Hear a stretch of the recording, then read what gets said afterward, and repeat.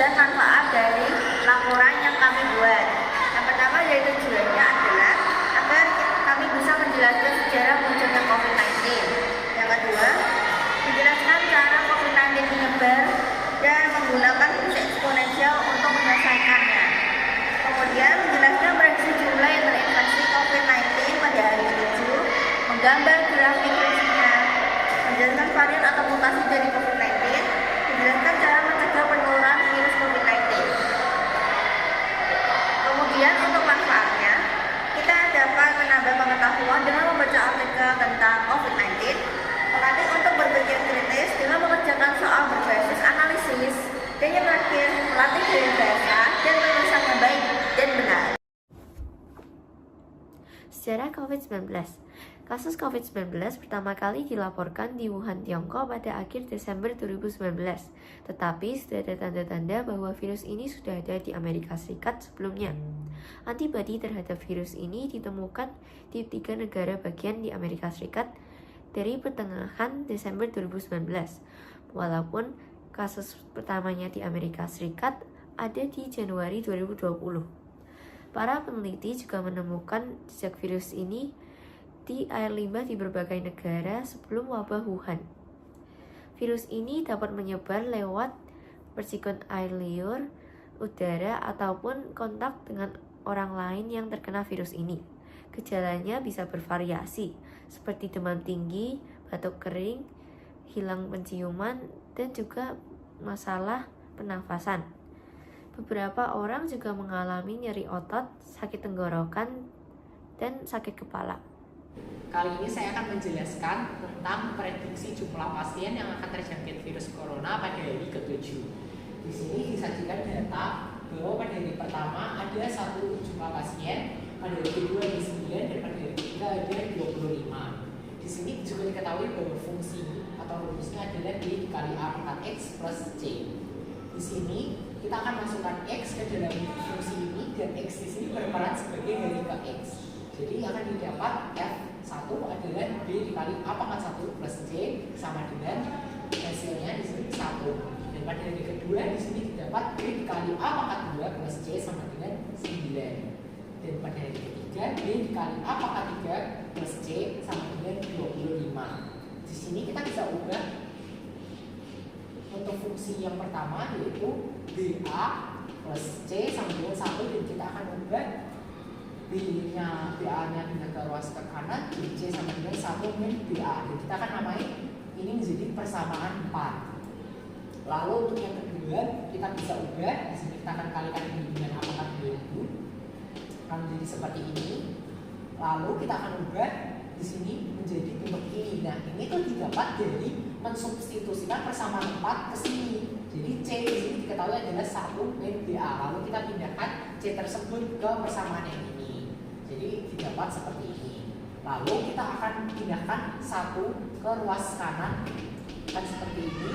Dan kita 9 kurangi 1 akan kita ubah jadi 8. Lalu di sini kita bisa faktorkan, akan berubah menjadi B kurung A kuadrat min A menjadi sama dengan 8. Lalu kita bisa ubah di sini, kita pindahkan A kuadrat min A ke ruas kanan menjadi seperti ini, dan kita akan namai persamaan ini dengan persamaan 5. Lalu lanjut untuk fungsi yang ketiga, di sini kita akan kalikan terlebih dahulu B dikali A pangkat 3 menjadi seperti ini, dan lalu kita akan substitusikan P persamaan 4 ke dalam persamaan ini. Jadi langsung kita dapat seperti ini, dan kita pindahkan 1 ke ruas kanan jadi seperti ini, hasilnya jadi 24. Lalu kita faktorkan jadi B buka kurung A pangkat 3 min A tutup kurung sama dengan 24. Lalu kita pindahkan seperti tadi A pangkat 3 min A ke ruas yang kanan. Jadi kita akan dapat seperti ini. Jadi kita namai persamaan. Nah, ternyata kita setelah kita teliti lebih lanjut, hasil dari P5 dan P6 itu sebenarnya sama, karena B sama dengan ini dan B sama dengan ini. Jadi kita bisa samakan di sini. Langsung kita kali silang, dapat seperti ini. Kita atur-atur sedikit di sini untuk agar disamakan. Nah, setelah kita mendapatkan seperti ini, kita bisa faktorkan lalu kita bisa pindah 8A ini ke ruas yang kanan sehingga tersisa persamaan kuadrat yang nantinya kita bisa selesaikan menjadi A sama dengan 2. Dan di sini kenapa A bukan sama dengan 1? Karena apapun yang dipangkatkan dengan 1 pasti hasilnya 1. Jadi 1 pangkat 10.000, misalnya hari ke 10.000 ya pasti 1 kan tidak masuk akal. Masa jumlah pastinya tetap 1, harusnya kan menyebar makin besar di sini. Jadi A-nya sama dengan 2. Kalau kita substitusikan A sama dengan 2 ke persamaan 5, di sini kita mendapatkan B sama dengan 4. Lalu kita substitusikan B tadi dengan A ke persamaan 4 untuk mendapatkan C. Jadi di sini C sama dengan 7. Lalu kita substitusikan A sama dengan 2, B sama dengan 4, dan C sama dengan 7 ke fungsi tadi. Dan didapat fx sama dengan 4 dikali 2x min 7.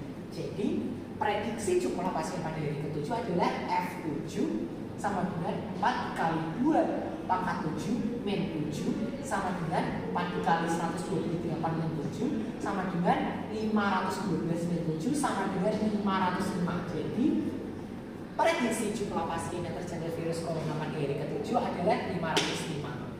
Di sini saya akan menjelaskan mengenai grafik yang telah saya buat di GeoGebra. Berdasarkan dari persamaan yang telah dibuat oleh Joel tadi, maka kita dapat hasil di mana titik A berada di 1,1, B di 2,9, C di 3,25, dan D di 7,505. Titik potongnya adalah 0,8,0. Halo, perkenalkan nama saya Vincent Albert Santo dari kelas 10F Nor Asen 27 SMA Karangturi. Hari ini saya akan menjelaskan tentang bagaimana COVID-19 dapat menyebar serta gejala apa saja yang dialami selama terinfeksi virus COVID-19. Kita mulai dari gejala-gejala terlebih dahulu. Gejala tersebut akan muncul setelah 2-14 hari setelah kita terinfeksi. Rata-rata pada kasus terjadi pada 5-6 hari setelah terinfeksi. Gejala ini biasanya ada yang tidak diawali tanda-tanda awal sehingga menambah resiko untuk penyebarannya. Seringkali orang nggak sadar kalau misalnya dia terkena virus COVID-19 sehingga berkontak fisik dengan orang lain. Beberapa langkah yang dapat kita ambil untuk mencegah virus COVID-19 adalah mencuci tangan dengan air sabun secara rutin, mengurangi kontak fisik dengan orang yang sakit, serta menggunakan masker dengan benar di tempat umum untuk menghindari atau mengurangi penyebaran virus.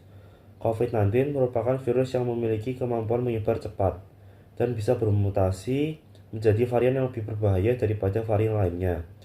Dari infografis virus corona dapat ditentukan bahwa orang yang terjangkit virus corona membentuk fungsi eksponen kompleks yaitu fx sama dengan 4 kali 2 akar x min 7. Serta pada hari ke-7 prediksi jumlah orang yang terjangkit virus corona adalah 505 jiwa. Fungsi ini dapat digunakan untuk memprediksi perkembangan jumlah pasien yang terinfeksi dalam kurun waktu tertentu, sehingga mempermudah pengambilan langkah pencegahan oleh pemerintah dan pihak terkait.